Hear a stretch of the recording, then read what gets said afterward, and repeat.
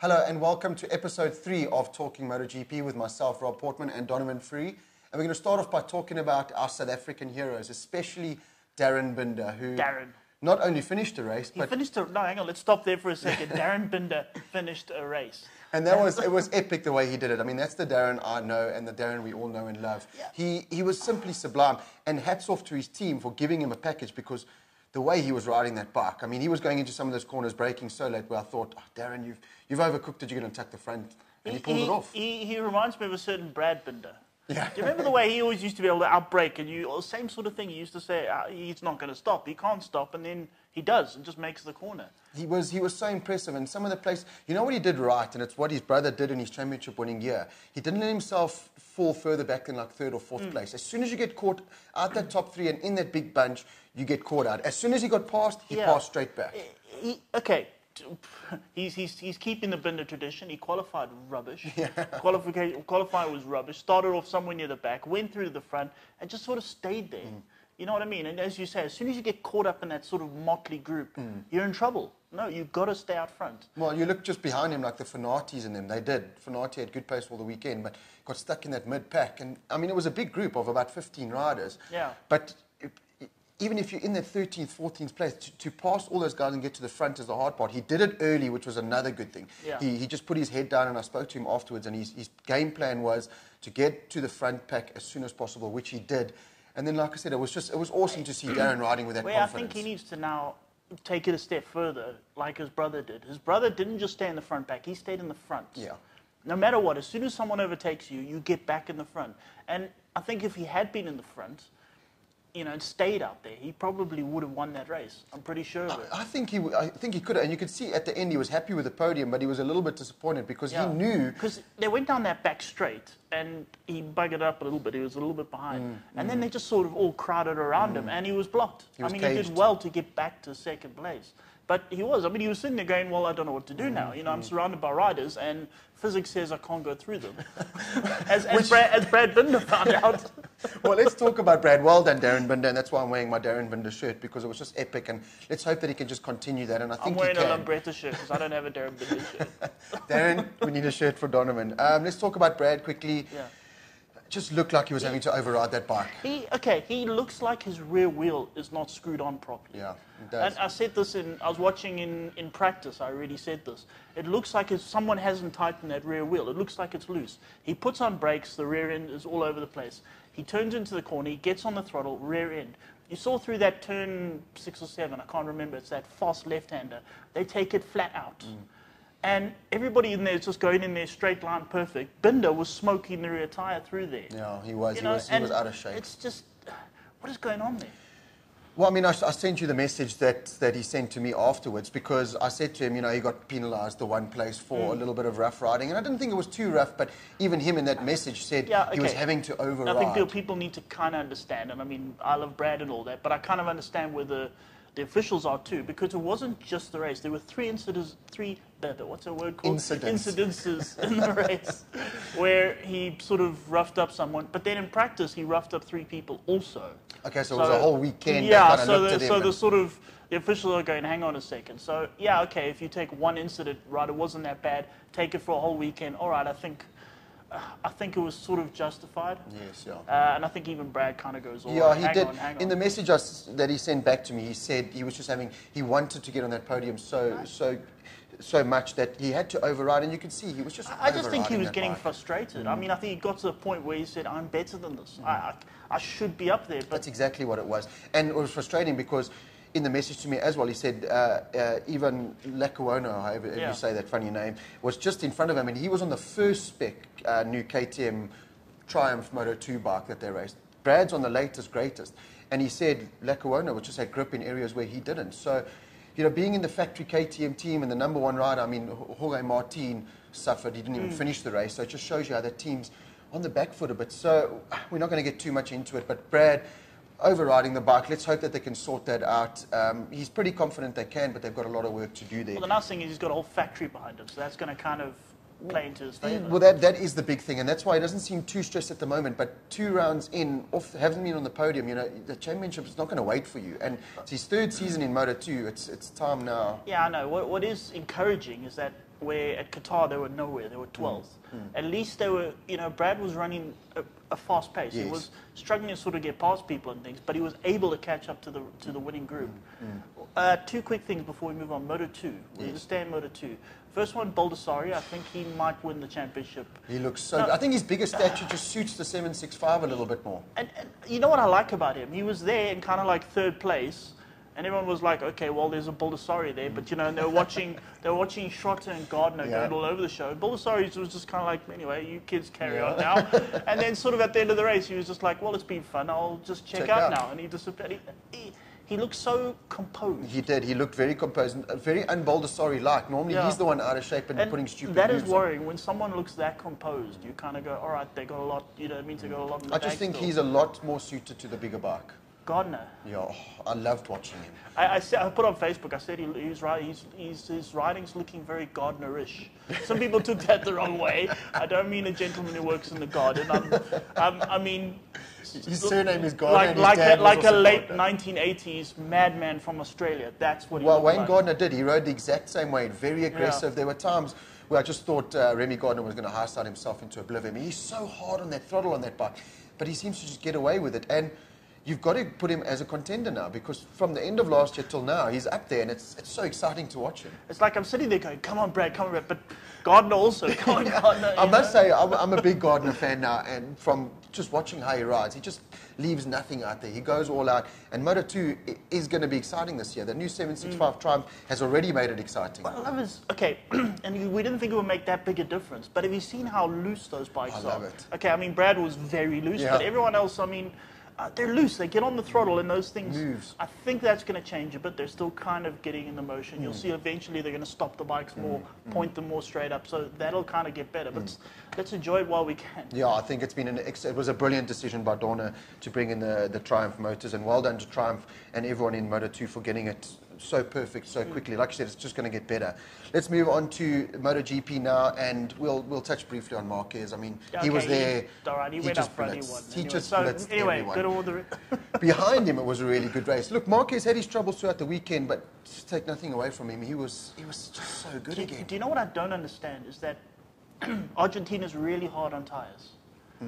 And yet he was able to run consistent 1 minute 39. 39s the whole consistently. And he didn't.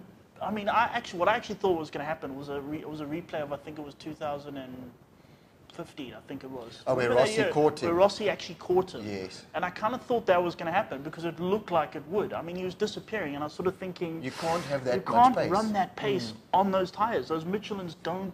You can't go flat out on those tires, and it never happened. He was just so good. And you know what the worrying part is?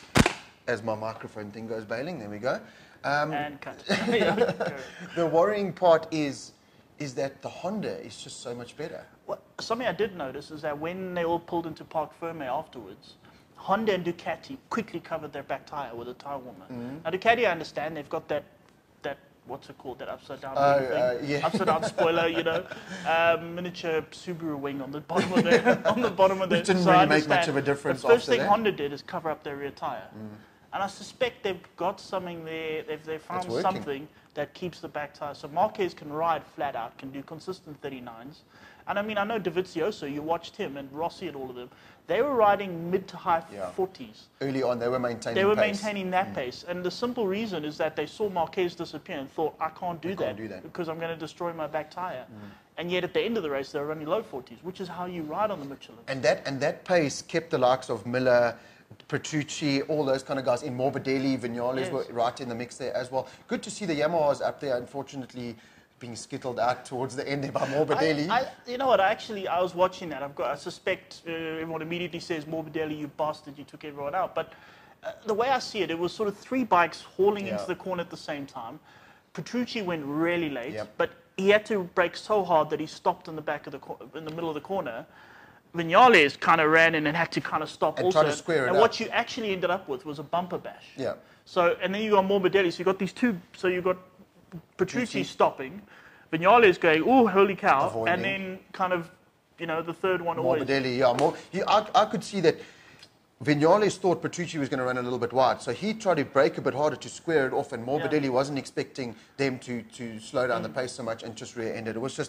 It was just a racing yeah, incident. It was one of those things. Vinales got upset, don't worry. And I think Vinales was quite happy in a way that he got taken out because it saved some blushes at the end of the race because he was being thrashed by his slightly older... His 40-year-old teammate. Do you remember that guy who's way past his prime and should retire? Speaking of which, let's talk about that guy. I mean, again, qualifying was better. Got a brilliant start. You know what? He qualified in 5th. And which immediately when Rossi qualifies in 5th, that means he's like running race-winning pace. You know what I mean? That. Throughout the weekend, he was impressive, though. I mean, there were still the niggles. Yamaha have still got their niggles. They seem to work well in Argentina, so I don't think the problems are by any means solved. I think Rossi just made it work. Can I tell you a problem they have now? The Yamaha is now the slowest bike on the track. I'm not even joking. Go look at the top speeds. It's slower than the KTM and the Aprilia. It's 7 kilometers per hour. Rossi, put it this way, was 7 kilometers per hour slower than the top Ducati, 6 kilometers per hour slower than the top Hondas and other Ducatis. I mean, yeah, they're going to get to places like, I'm just thinking Cotas, the next race. They got that straight. It's a hairpin. It's a hairpin onto a kilometer-long straight. Rear wheel. They are going to get annihilated. Yeah, they are going to get utterly I think the top speed also comes down to them just not being able to drive out of the turn with the wheel spin that they're complaining about. Argentina kind of one turn flowed into another, and you could see where he made his move on Dovi was coming out the right-hand hairpin after he had lost a lot down the back straight into that fast left where the Yamaha chassis just worked so well. I mean, you notice that same corner, that 6 or 7, whichever, that fast left-hander, everyone else is sort of going through there. I mean, yeah, they're spinning. Rossi was also, like Binder, was smoking that rear tyre. The whole way through, yeah. The whole way through. But he was able to just hold it and then shove it on the inside. And look, it was just a masterful performance by Rossi. It's just showing once again that he is Yamaha's top boy. As much as Yamaha and everyone likes to think that he's too old and he can't be, he is. And he complains a lot. He does, but I mean, it always turns out he's right. Yep. I mean, he said in 2016 already, he was telling Yamaha this motor's a problem. And they went, okay, chassis. And they changed a whole lot of chassis stuff. They got Vinales in, changed a whole lot of chassis stuff. Rossi, from the beginning, said motor and electronics. Now this year, they're kind of, or end of last year, they're kind of going, oh, you know what, I think it's the motor and electronics. And Rossi's going, no, really? Yeah, really? Who said that 2 years ago? It was a good battle between him and Dovi. Dovi, one of the best performances from a Ducati at Argentina. Miller's always been able to make it work there, but Dovi, look, I think Dovi will be happy with that because it's more points in the bag, certainly from Argentina, than he had last year. So he's a lot closer to Marquez. It's the races where Dovi suffered last year, where he's got to pick up more points, and he's done that in Argentina. This is a race he suffers with, and something about Dovi, he just has this sort of unnerving consistency. Like a calming... He's there, I'm riding this pace, this is the pace I can do, and I'll stick to it. I'm not going to be tempted to chase him. I'm not going to be tempted by anything. This is my pace. Yeah. And if it was third, it's for third. He kind of settled for that. And I was waiting, and it's a pity the camera didn't pick up. I thought he was going to make a lunge into that final chicane. But like you said, he didn't. He kind of settled for that third and just picked up the points. Rossi and Eddie Yamaha was so quick into that corner. He was so good. He was so good. I don't think Dovizioso had any options. I mean, Jack Miller, shame in practice or qualifying, tried to pass him, going in there and landed up on his head. Just showed you how fast Rossi was going through there. So good ride from our top 3 behind them because the pace, you can't say slow. I mean, it was a consistent pace that Rossi and Dovi were they were started mid-40s, 1 minute 40. Which allowed the likes of Miller. Yeah, they were starting. At the end, and this always happens. I mean, we saw it in Qatar, we saw it the whole of last year, where the last sort of 5 or 6 laps, you suddenly see the pin, they go 0.3, 0.4 of a second faster. So Dovi and Rossi were running mid-40s. The pack was able to stay with them. Last 5 laps, they started running low 40s. And suddenly then you see the two of them pull away in the pack going, okay, hang on, what's going on? Just a quick little one, Morbidelli. I'm gonna get to the third ride. There were 3 riders who got into the 39s. Obviously Marquez. Yes. The other one was Morbidelli. Yeah. I mean, middle of the race, he actually managed to get into the 39s. He was looking good. I suspect he wore his tyres out a little bit because when they got kind of towards the end, he started going up into the high 40s. But Morbidelli, I mean, he's there. Yeah, he was there. I mean? And he looked comfortable. He didn't look out of sorts at all. And I was surprised because I think I had him down for about 8th or 9th place. I did think his tyres would come down a bit, which they kind of did. But that little battle between Miller, Petrucci, I mean, Nakagami wasn't too far behind as well, but Rins surprised everyone in qualifying by not having a good qualifying. But I knew he was going to be there. He's now got Rossi syndrome. He came from 15th to 5th. Yeah. Is it? Yeah. Yeah, fifth. 15. And only 12 and a half seconds behind. He did exactly the same thing Marquez. he did exactly the same thing at Qatar. Qatar. Qualified badly, ran up front. But the Suzuki are showing good race pace, and they're showing good tyre wear and good pace. And I think he's going to be there more often than not. Heading into Kota, I think that Suzuki, and it didn't look too slow, that Suzuki. He slipstreamed Petrucci at one stage. He slipstreamed Petrucci, he slipstreamed past Nakagami. Yeah. Now, Nakagami's on a second-hand Honda. That's Marquez's bike from last year. It's Marquez's bike from last year. The new Honda's a lot faster. He's not going to do that to Marquez. Yes. But he actually slipstreamed Nakagami. He drove past him, which is... He's impressive. on a Suzuki. It just shows you he's getting drive out of the corner as well. That's why I think at Kota, watch out for Rins on the Suzuki. I think he'll be good. Petrucci, here's a little talking point. Petrucci knows that he's under fire for that factory seat with Miller for next year. He got beaten by Miller. Yeah. So it's got to start thinking, Petrucci, 2 races into his factory career, hasn't really shone yet. And he's only on that one-year contract. Yeah. He's going to... I think the next 3 races he has to hold. Because remember, middle of the season, the teams already start planning next year. Well, they booted Lorenzo halfway, not even before halfway through the season, they booted Lorenzo. Yeah, so so the next sort of 3-4 races, he's got to start hurrying up. He's got to start finishing close to Dovi and at least better than Miller. Which isn't happening so far. But I would love to see Miller in a... I mean, I like Petrucci, nice one. Looks like a furry woodland creature. Yeah. But, I mean, I like Petrucci, but Miller on a factory just upset Ducati. the apple cart there in that Miller factory team. Oh, yeah. That's going to be fun. Top rookie was Quartararo down in 8th place. He kind of showed good pace again, middle of the race, but just faded towards the end. At the end, he finished 20 seconds behind Marquez. And what is it, 10 seconds behind Rossi? Yeah, I think this is just... It's just rookie error. Yeah. You run too hard in the beginning. As I say, Rossi and Dovi were running 0.4, 0.5 of a second slower through the whole race because they know you have to. Yeah. You can't run that hard. To bring it to the line, yeah. Can we mention somebody quickly? Oliveira. Let's start there. I'm actually going to save my hero of the race for last. Oliveira was running. I mean, there he is. He finished 0.2 of a second behind Paulo Espargaro, factory rider. And hang on, where is Siren? No, Siren was 16. He's 10 seconds ahead of his teammate. Yeah, of his teammate, far more experienced teammate. That is hauling. It's impressive because he gave Zarco an absolute high. 8 seconds ahead of Zarco. You know what the funny thing is? We talk how good Marquez and the new Honda is, and it just shows you Crutchlow. Ridiculous jump start penalty. I mean, look, he nudged. Hang on. Okay. Everyone's giving Freddie Spencer, who's the steward, a lot of grief for this. The rules say, okay, now we've been racing collectively, what's it now, 500 years? Yeah. We were racing chariots before we were racing motorcycles. No, okay, hang on. We know. You cannot nudge. If you move forward before the red light goes, and it's not by your foot, it's not a little bit, it doesn't specify anything. It says, if you move, you are given... Well, we didn't do ride-through penalties. We got a 30-second penalty, yeah. And in MotoGP, if you move, you get a ride-through penalty. The rules are so clear. Crutchlow knew that.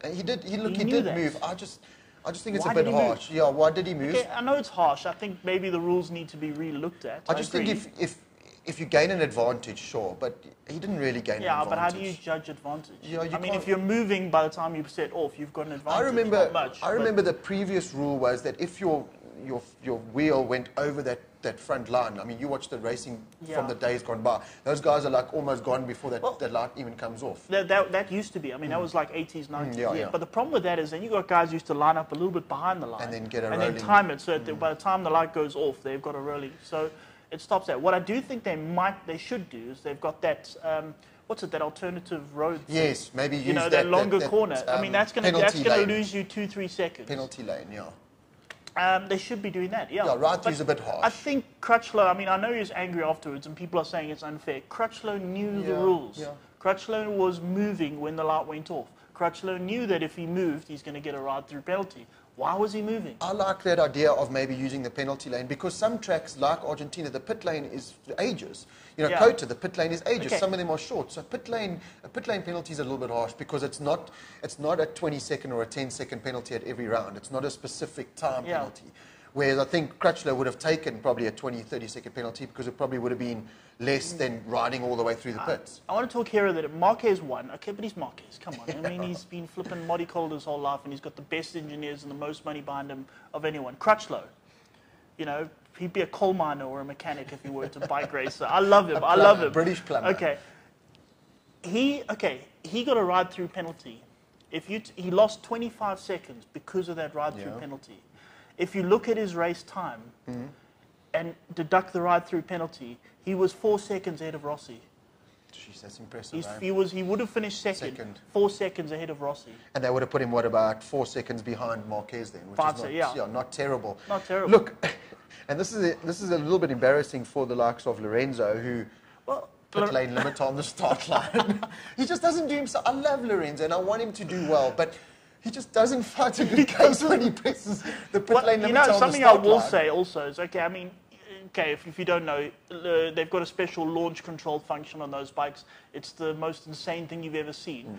Lorenzo accidentally pushed the pit lane limiter, which limits the bikes to 60 kilometers an hour. So he set off all gung-ho and then 60 k's an hour. And then he got taken out by Heffy's siren. Yeah. But, okay, something else about that. Lorenzo lost roughly 3 seconds there. If he didn't do that, he would have finished in the top 10. So again, not bad. But look, he's going through the motions. He's getting 100% fit. I think Kota is going to suffer a bit. It's a very physical track. Every time they've spoken to Lorenzo, they go to him and say, "Oh, look, Jorge, you're in 20th place this practice." He goes, "Yeah, I know, but don't worry, I'm going to win." Look, not this race. He kind of means, "Don't worry, give me time, I will win." I'm going to win. He made it through to Q2, which I was surprised at because he just didn't look like he had pace. So I think he's definitely got something in the hanger. But Crutchlow came through to 13th, got ahead of the likes of Bagnaia, which you can understand, maybe a rookie, Zarco. He beat Zarco on a factory KTM riding through the pits. Zarco must be hating life. Okay, I was going to say there were 3 riders who got in the 39s. Marquez did a bunch of them. I don't know how because that back tyre should have been on fire. Disintegrated. Morbidelli did, I think it was 2 39s. Crutchlow did a string of 39s.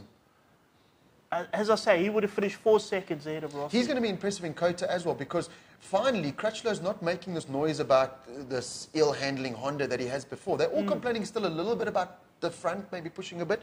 But Crutchlow looks so good with that bike at the moment. I'm going to say that perhaps, everyone always said that the Ducati was the best bike at the track. I'm going to suggest maybe, we'll see throughout the season, I'm going to suggest right now, Honda's better. I'm thinking that Honda is the best. And don't look at Nakagami because he's not on a current Honda. No, he's on an old bike. But you've got to look at Crutchlow, Lorenzo, Marquez. The bike's fast, the bike handles, the bike does everything. Which is not a good sign for the rest of the field in Marquez's case. It's going to be a boring season. So anyway, there's going to be an A and B class. A is going to be consisted of one Marc Marquez, and then we got everybody else in the B class. So far, Rossi's winning the B class. I want to talk quickly, just before we end, with Zarco and the KTM. I was at a Husqvarna launch now, and, Husqvarna and KTM are tied up. And I was speaking to the couple of guys there, and they were saying, no, the trellis frame is going to work. And I said, you've got to steer away. No, the trellis frame is going to work. It's going to come right. Surely, they've got to be looking at Zarco must be coming in every time and saying, guys, there's 2 races in. He's had some fair time on the bike. He's being hammered by Oliveira and Espargaro. Well, okay, they interviewed, and I always get his name wrong, Pit Byra. There we go, Pit Byra. Sounds like something that bites you in the backyard. Sounds like Star Wars. They interviewed him, and they were saying that the pace they're running now is exactly the same as the front-running pace from last year. So, and they were saying they've only been in the class, 3 years or so, whatever, 3, 4, whatever it is now. And they're saying they're running the same pace, so they are technically a year behind everyone. Okay. And this is his kind of point. He's saying we're only a year behind, and we're busy catching. And they started 48 years behind, and now we're just 1 year behind. So, with that level of progression, next year they'll be 23 years in front. So they want to keep progressing. Yeah. I think for KTM is also a small problem is that if you don't use the trellis frame, you're kind of admitting. Yeah. What are you kind of saying? Bikes. Okay, so our road bikes have them. Rather go buy a Honda. What?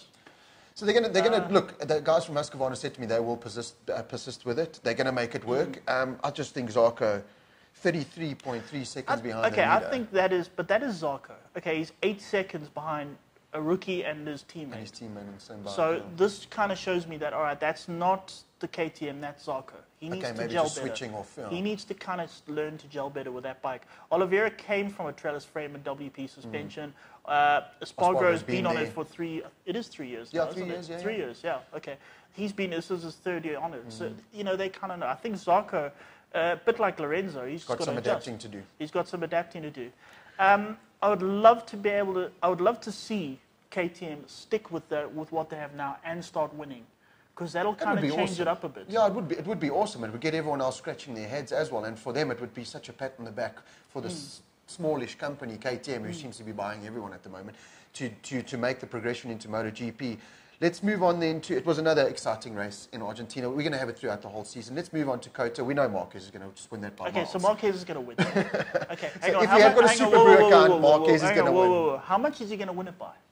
Yeah, that's maybe the question. Now, that's what they need to do. I think he'll win it by, again, a comfortable 9 seconds. Hang on. Now, Cota is worse than Argentina for tyres. Tyres, definitely. That is really just chill out, relax with your tyres, and then last 5 laps, gun it. Not even 5 laps. If you do more than 3 or 4 laps on that track at pace, your tyres are gone. So you've got to kind of time it nicely. But I'm thinking the way Honda is now with their rear tyre, if Marquez is able to run that pace, I think they could do similar at Cota. I'm thinking he's looking at this going, well, so I won by 10 seconds. That's his biggest winning dry margin he's ever had at MotoGP. Okay. I'm thinking he's looking at that going, I think I could do better than that. Make it 20. Done in Cota. So I'm thinking he's going to go for about 12. Okay, so Marquez out front 12. Okay, then let's up to top 5. 2nd and 3rd on the podium. Got to be Crutchlow on the Honda. Okay, yeah. Crutchlow 2nd. 3rd is either going to be Rossi or Dovi. Okay, that's hang a good on. point. I'm going to... no, okay. The Yamaha's always struggled here because tyres. Remember that year where he tore that tyre to absolute shreds? Yeah. So I'm going to say Rossi's going to run near the front for most of it, and Dovi's going to eventually take him at the end. So it's going to be Marquez, Crutchlow, Dovi, Rossi. And fifth, I don't know, just draw out of a hat. Right, my top 5, Marquez, Crutchlow. I'm going to go Rins on the podium on the Suzuki, and then I'm going to go Dovi and Rossi. Okay, I'll put Rins in 5th. I'm going to say Rins is going to qualify 22nd. And he's going to come through to 5th place. So there you go. There's our predictions. Thanks for tuning in for episode 3 of Talking MotoGP. We hope you liked it. We think now we finally sorted out the sound. We're going to get more and more professional as this goes on. Unless it sounds rubbish, in which case we apologize. We're going to get better and better. But if you have any questions, just post it on the video for myself or for Donovan on the MotoGP Supporters South Africa group. We post the video up on there as well. If you have any questions, post them to us and we'll try and answer them in the next episode. But for now, sit back, relax and enjoy the next round at Cota. I'm sure it's going to be another humdinger for sure.